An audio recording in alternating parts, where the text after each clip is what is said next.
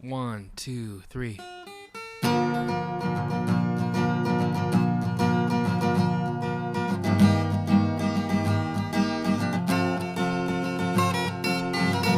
This is the Cider Ranch Podcast. I'm Ben. And I'm Mike. All right, good afternoon to all you Crescent attendees out there, and thank you for dipping into one more Cider Ranch with us. This is episode number 22, and we are beyond pumped to bring our next guest on. He is one of the funniest, most talented sports personalities we've had the pleasure of watching and listening to. Plays Chester Butterfield on the Miss Persona Show, co-host of TSN Sports Center, and co-host of the Jay and Dan podcast. We would like to introduce on the Cider Ranch podcast, Jay Onrait. Jay, how are you doing? Good, guys. How are you doing? We're great. We're so great. We're actually pretty surprised that we actually that you gave us a shout out and we're able to actually come on. So we actually really appreciate it. Yeah, that's were you just like finish a show or what are you doing? No, I'm heading into a show. Yeah. Oh, cool. We do the show at midnight Eastern, so basically heading into work right now, and getting ready to broadcast sports to the nation. That's awesome. So how does is that typical for you? Like, is it usually at nights that you guys usually record? Yeah, we're live at midnight.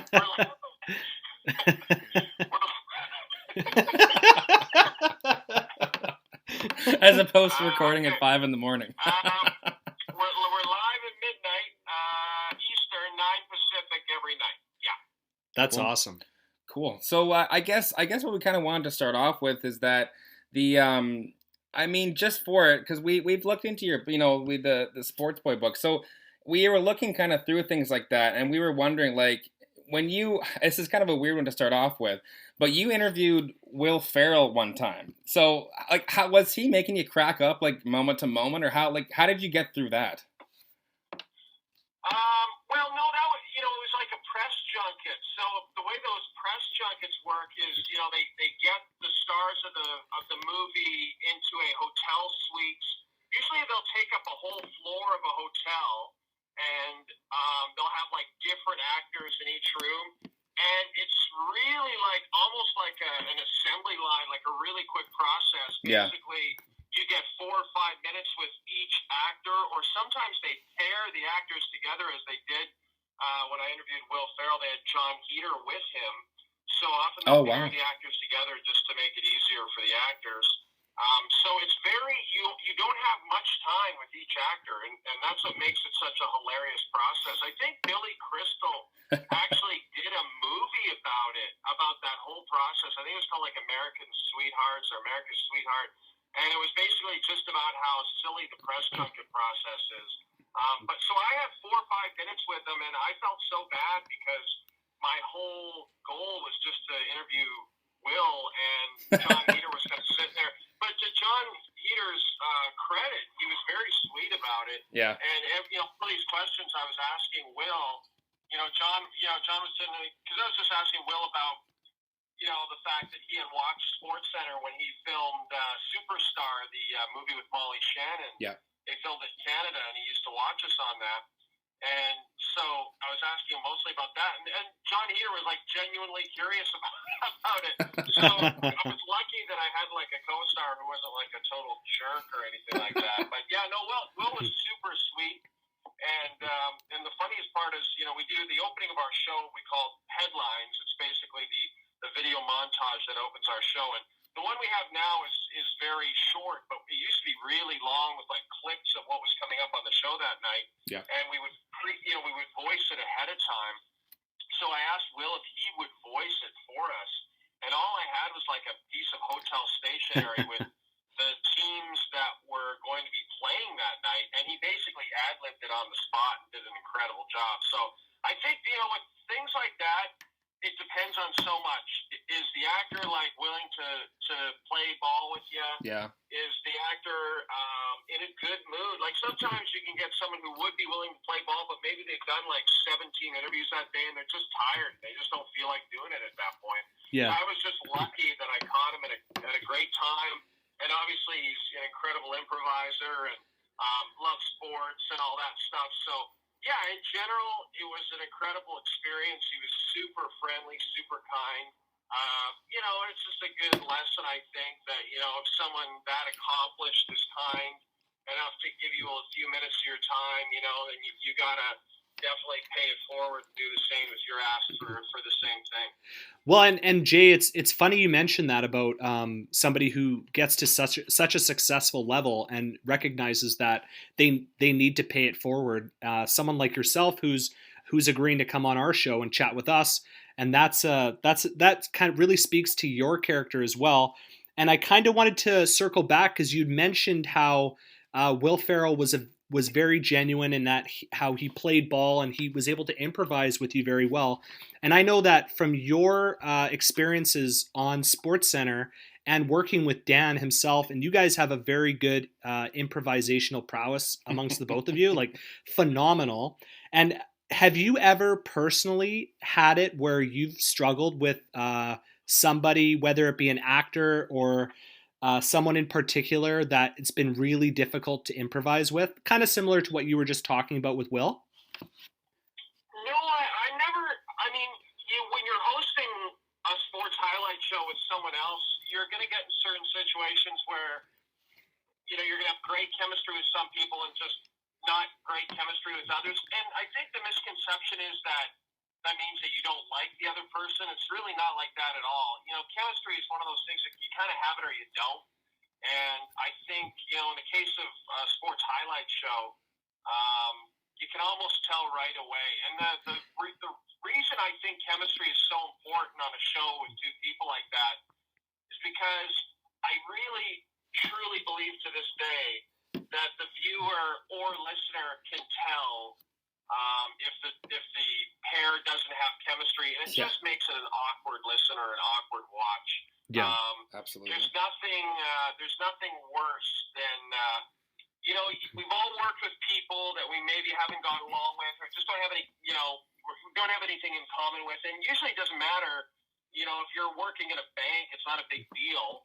But if you're working on television, it's like you got to pretend that you guys get along. You got to pretend that you have chemistry, and there's nothing more excruciating than having to pretend that. So that's why you really value when you do have chemistry with someone, because it doesn't happen all the time. And so, I'm sure you guys feel the same way. You started doing the podcast because you guys had good chemistry, and that's something not to be taken lightly. It's a real nice thing to have, and it obviously makes doing the whole thing a lot more fun. Yeah, and I appreciate that. And from also to kind of add on to that, what do you think created that chemistry between yourself and Dan? Why do you think you guys work so well together? Well, I think it was, again, it wasn't anything created. It was just instant. And I've worked with enough people on air that I didn't have that kind of chemistry with. Yeah. Where once you get it, you're like, oh, okay, this is good. I can do this. It was similar.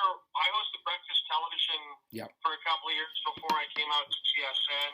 And I hosted with a local comedian in Winnipeg. And he was, he's probably 15 years older than I am. And, on paper, it was sort of like his sense of humor was a little different than mine, a little more old school. So on paper, it was like maybe this isn't going to work. But the second we met each other, we instantly liked each other, and we're still friends to this day. And it made going to work every day so much fun. Whereas I've worked with, anchors where I've rarely, been in a situation where I just don't get along with someone, but I have worked with anchors where there's just no chemistry. Yeah. And it's just so excruciating that, I just think you appreciate and you recognize when that chemistry is there right away. I think that's so true, and it's funny because Mike and I have been watching you guys for I think it's back to 2003 when you and Dan started doing this, and it's just I was just coming back and we were just watching some YouTube clips as well from before it, and just going back to that. Have you guys ever had to actually stop a live recording just because you guys are cracking you up so much? And does producer Tim actually get mad? Yeah, he does get mad, but no, I mean, we're live, right? Yeah. There's no stopping it. Like you're either on or you're not. Yeah. So, you're just going, and if that's those are some of the best moments of the show when we're just cracking up so much that we kind of can't get it back on the tracks. It's that's the stuff we kind of live for. We love that kind of stuff, and because we are live, if we were taping the show, I have a feeling that a lot of those moments would have been lost simply because we would someone would have said, all right guys, let's start over or whatever, and Yeah.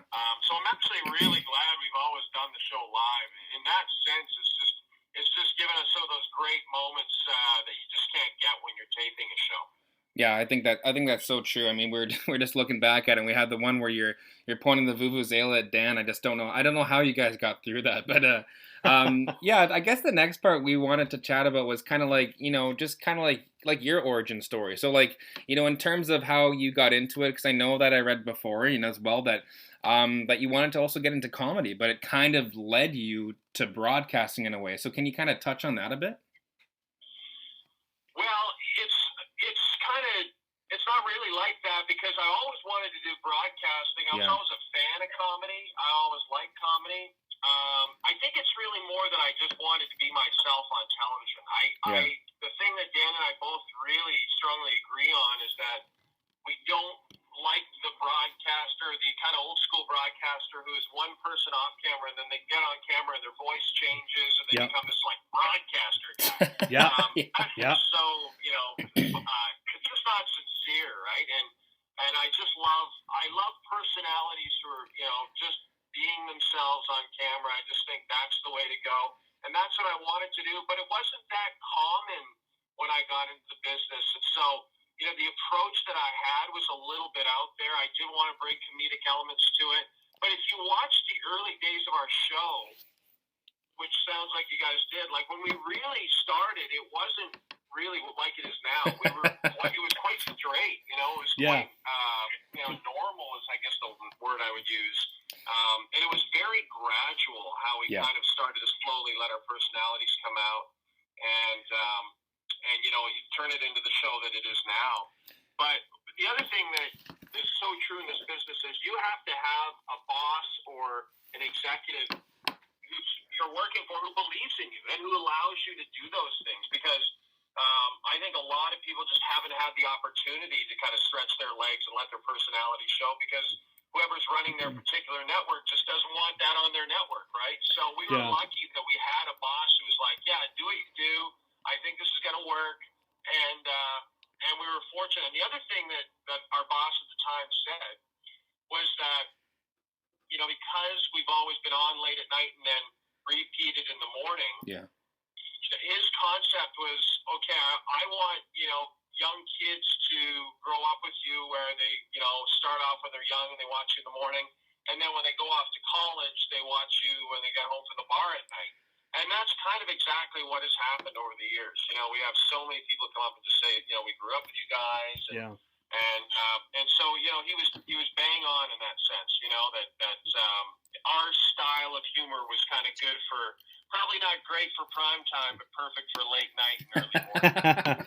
Now, how does that resonate with you, knowing that like probably 2-3 generations of people are coming up to you? Well, I would say about two for sure that are coming up to you and letting you know how much you guys mean to them.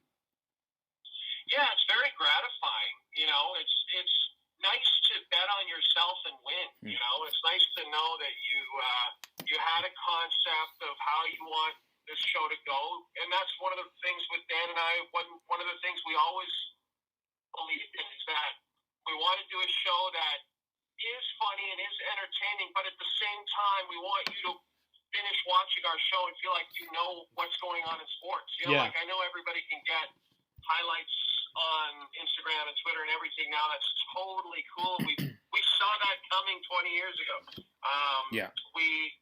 That's really the reason we took the show in the direction that we did, because we wanted it to be appointment viewing from a personality perspective. But at the same time, even now, when you can get that information anywhere, we wanted you to be able to watch our show and feel like you actually knew what was going on in sports that day.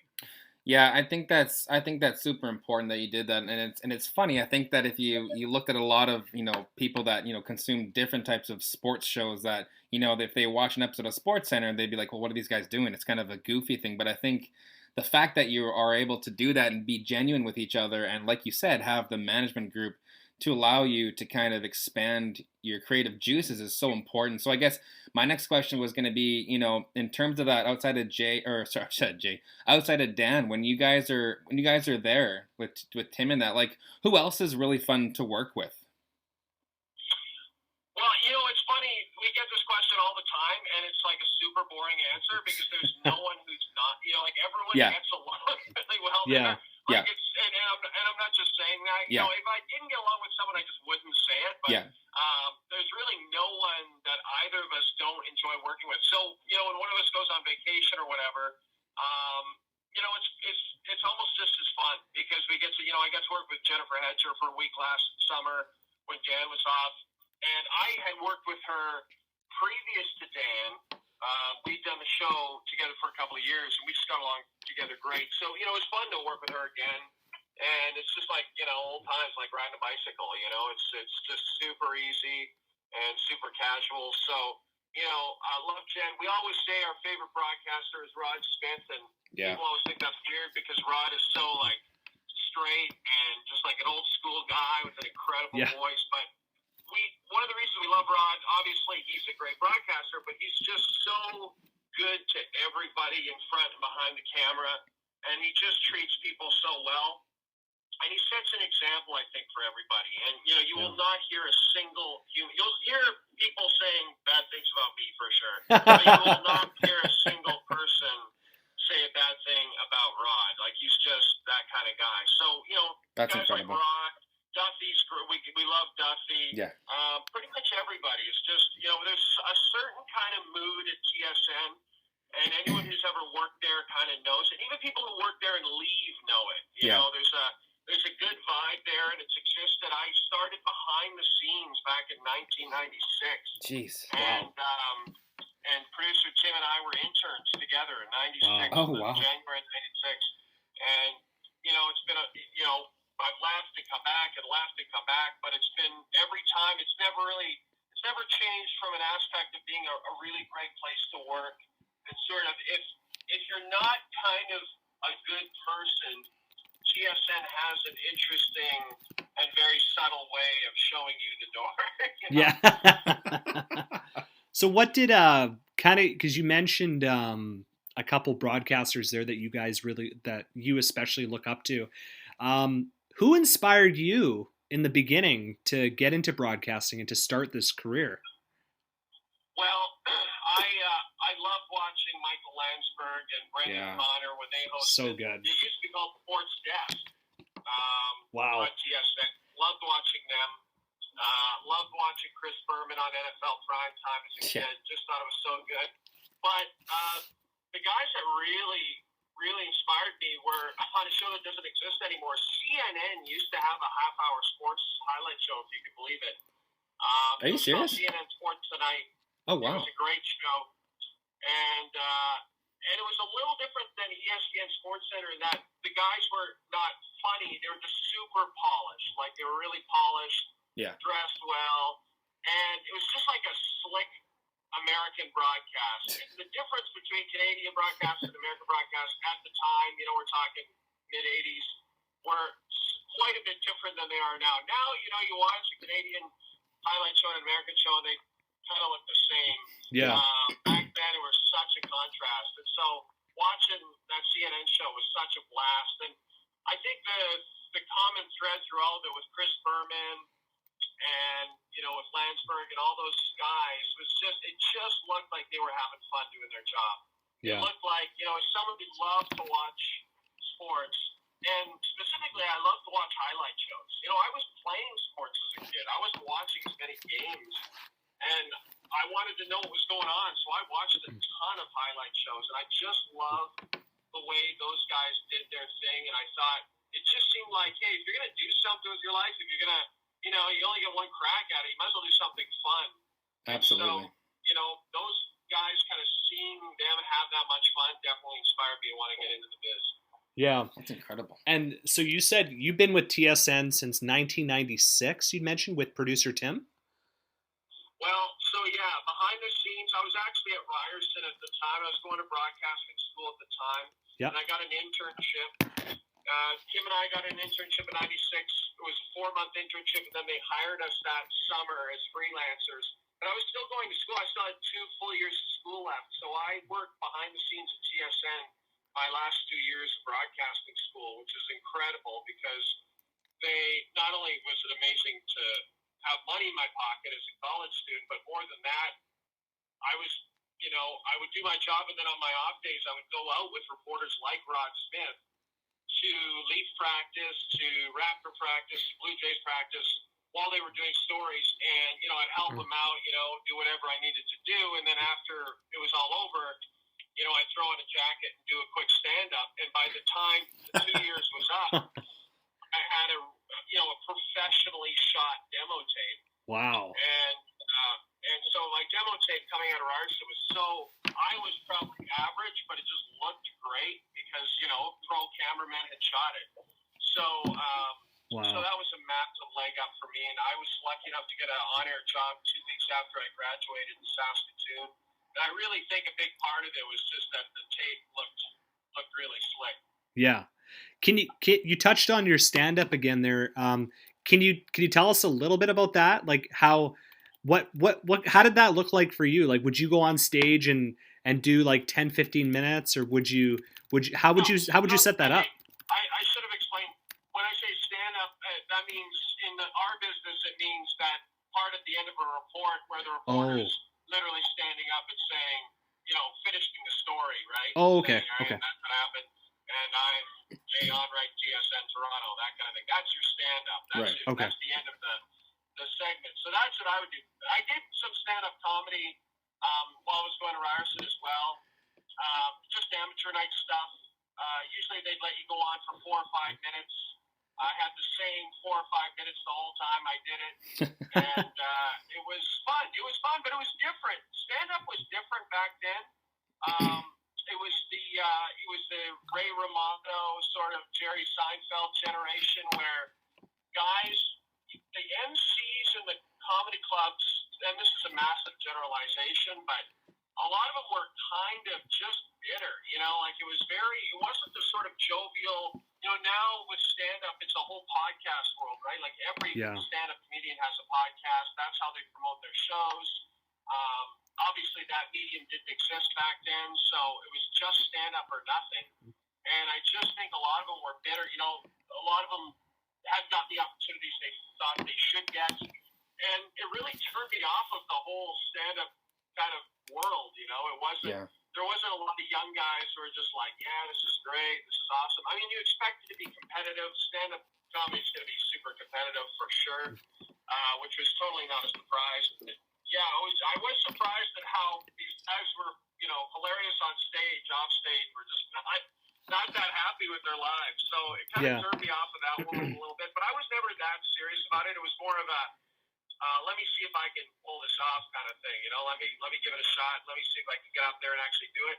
I've never been more terrified in my life than I have been the first time I went up to stand-up comedy. Like anything I've ever done in broadcasting pales in comparison to the first time. I remember I did a night at the Laugh Resort in downtown Toronto. It was amateur night, and I invited like my entire class basically to show up. And you invite everyone thinking it's like a party where you invite everybody hoping 70% of the people show up and you have a nice attendance. Yeah. Instead, I invited everyone, and everyone showed up, and so I was like, oh shit, this is brutal.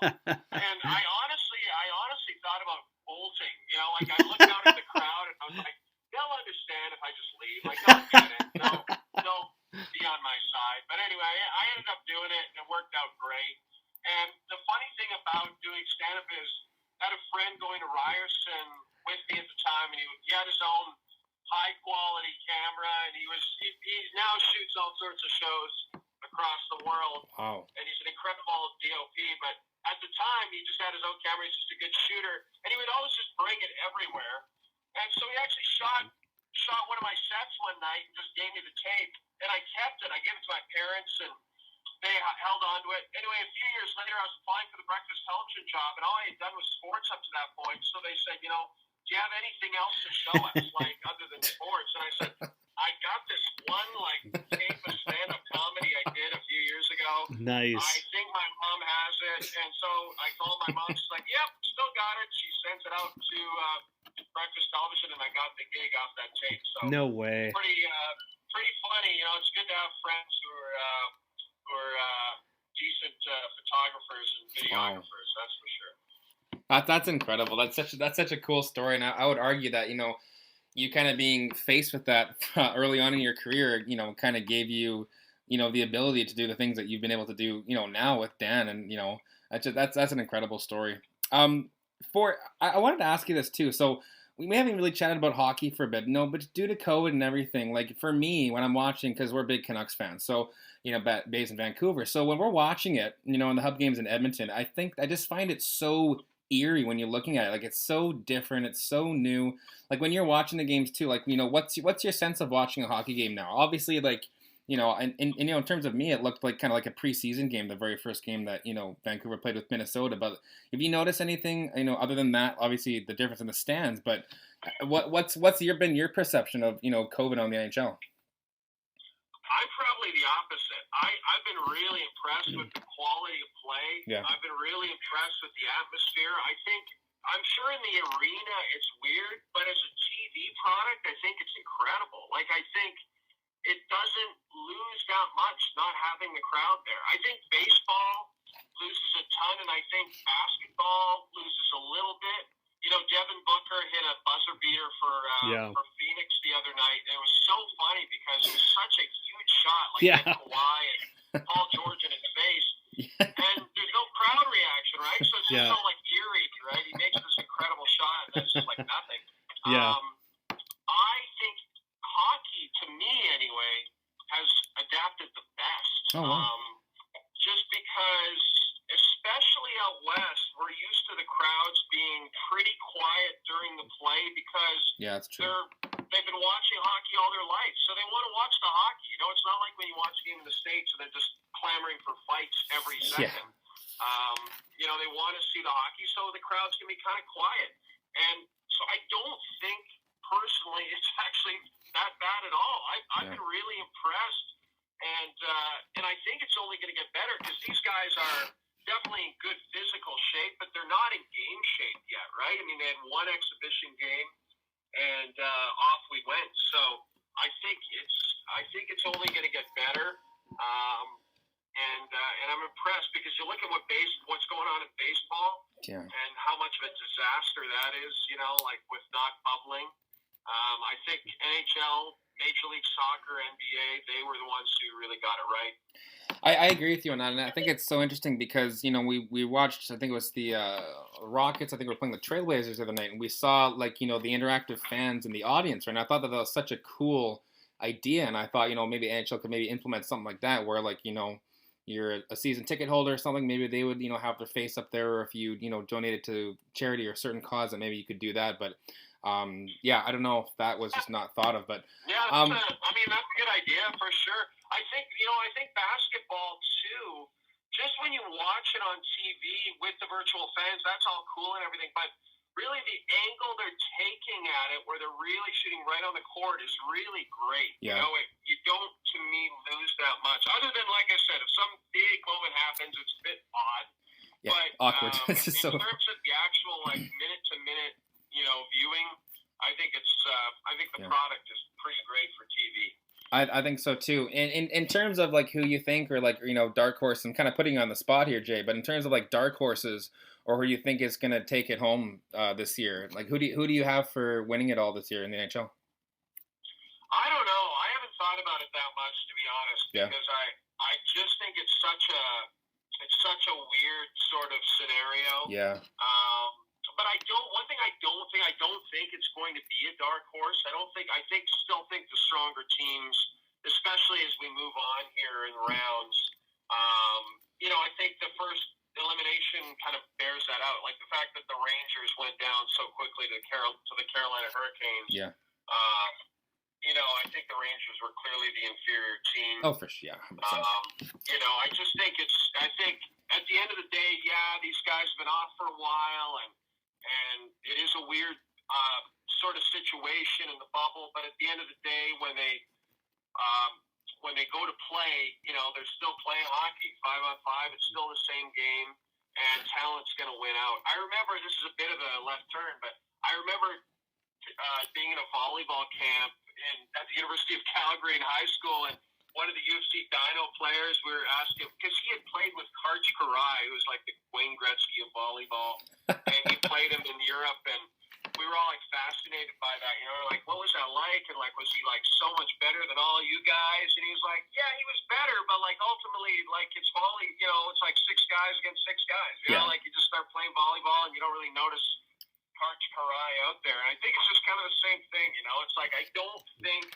that there's going to be a bunch of ragtag, kids going out and winning this thing. Maybe I'm wrong. I don't know. I did not have St. Louis winning the cup last year, so neither did we. I don't think anyone did. Yeah. I think it's that's one of the great things about the NHL right now. I think is that St. Louis Cup win really proved that they were in last place in January. They win the cup. Like the whole concept of rebuilding, all that stuff.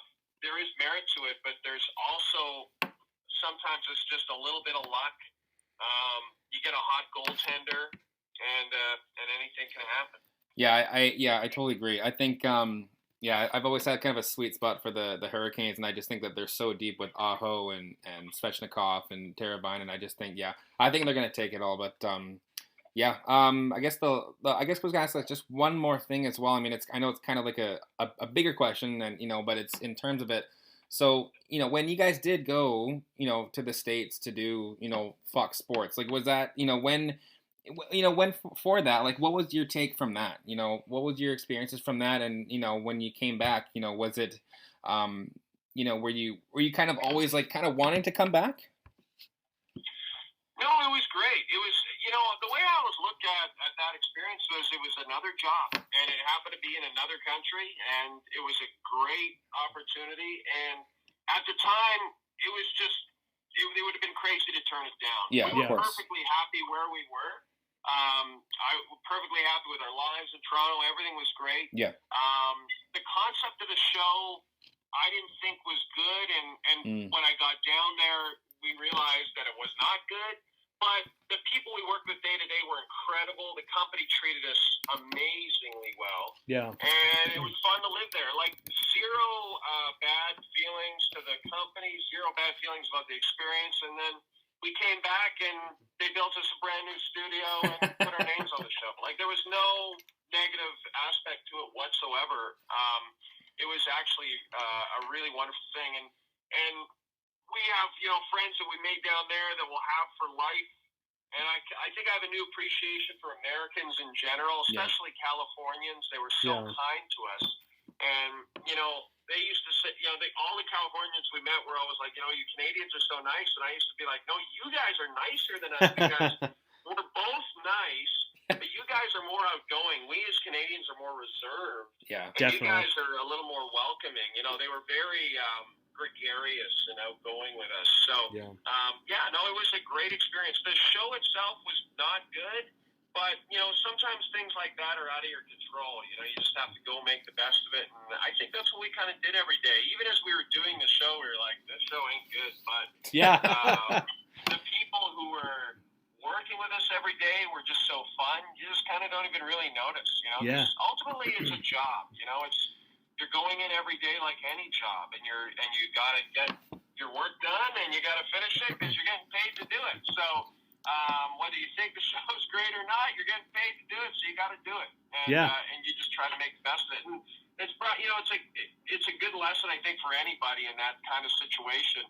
I think when we were getting ready to go down and deciding whether we should do it or not, I read somewhere Kelly Oxford, who's she's a writer from Calgary, and she's now a screenwriter in LA, and she kind of by coincidence, her and her husband were thinking of moving down to LA at the exact same time. And I remember her husband was interviewed, and he said something like, 80 years old living in Calgary, and we look back on it and say, we could have gone down to LA for 4 years and just in our 30s and just had a good time and then come back. Like, what, like, why wouldn't we do that? Like, why would we have faith? So, and then as soon as I heard that, I was like, yeah, like, what's the big deal? We'll go down for 4 years, we'll come back, it'll be great. So, it's, nothing but positive vibes about that whole situation. That's awesome. That's incredible. Just before we kind of wrap up, if you could give some advice to anybody that's looking to get into sports broadcasting or to really find that path for them that really speaks to them, because the one takeaway that I am definitely taking away from this interview with you is your honesty, your genuineness, and just your ability to understand what you like and how to achieve it. What would you say to somebody that wants to achieve their goals? Well, I used to be able to say, it's sort of a complicated answer because it used to be a very simple answer. Before all the TV stations across the country, all the small stations started to get shut down. Yeah. It was easy. It was an easy answer. Do you want to work in broadcasting? It's super simple. You just have to be willing to move anywhere in this country for that first job. And I mean anywhere, right? Yeah. Because the first job is the hardest job by far. So, I saw so many people come through TSN behind the scenes who wanted to be on air, who just didn't want to leave Toronto. They just didn't want to leave their friends. They didn't want to leave their life. They didn't want it enough, right? They didn't want it badly enough to go to Red Deer or Medicine Hat or wherever and start their on-air career, because that's really what you had to do. So it used to be simple. I used to say, just be willing to move anywhere and you'll be fine, because once you get that first job, then the momentum, it'll be like going downhill. It'll be great. Yeah. Now the problem is all those places I mentioned, your Red Deers, all those places, they don't have those jobs anymore. A lot of those stations are either shut down or really scaled way back.